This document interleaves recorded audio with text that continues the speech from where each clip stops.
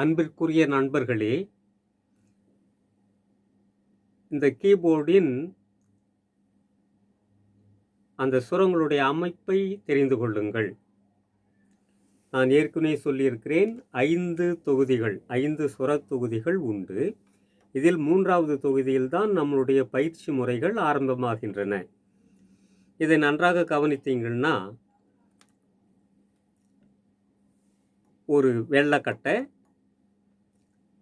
இதை 1 என்று வைத்துக்கொண்டால் அதற்கு வலப்புறமாக வருவது 2வது கட்டையாக கருப்பு கட்டை, 3வது கட்டையாக ஒரு வெள்ளைக்கட்டை, 4வது ஒரு கருப்பு கட்டை, 5வது ஒரு வெள்ளைக்கட்டை, 6வது ஒரு வெள்ளைக்கட்டை, 7வது ஒரு கருப்பு கட்டை, 8வது ஒரு வெள்ளைக்கட்டை, 9வது ஒரு கருப்பு கட்டை, 10வது ஒரு வெள்ளைக்கட்டை, 11வது ஒரு கருப்பு கட்டை, 12வது ஒரு வெள்ளைக்கட்டை. ஆக மொத்தம் 12 கட்டைகள் இருக்கின்றன.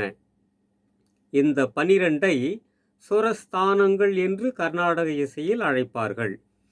இந்த சுரஸ்தானங்கள் உங்களுக்கு பார்வைக்கு 12 மட்டுமே தெரியும். ஆனால் இதில் ஒரு சில சுரங்கள் 3 இடங்களை பிடிக்கும். அப்படி பார்க்கும்பொழுது இது உங்களுக்கு 16 சுரக்கட்டைகளாக, ஒலிகளாக உங்களுக்கு விரிவடையும்.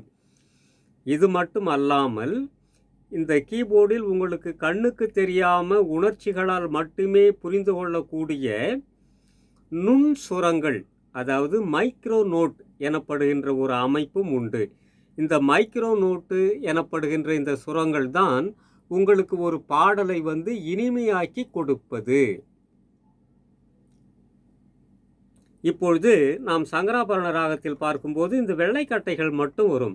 1, 2, 3, 4, 5, 6, 7, 7 சுரங்கள் முழுமையாக அனைத்தும் முழு ஒலிகளாக சங்கராபரண ராகத்தில், வெஸ்டர்னில் சொல்ல போனால் சி மேஜர் ஸ்கேல்,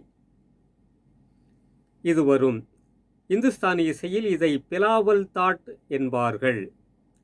மீண்டும் வாசிக்கிறேன்.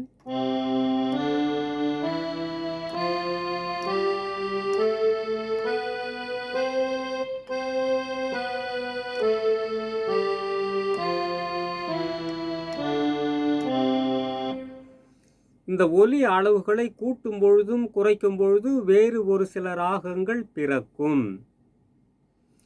அப்படி எடுத்துக்கொண்டால் அதிகமாக புழக்கத்தில் இருக்கிற திரைப்பட பாடல்கள், பக்தி பாடல்கள், இவைகளுக்கென்று ஒரு சில ராகங்கள் இருக்கின்றன. அதில் ஒரு ராகத்தை பார்க்கலாம், கரகர பிரியா.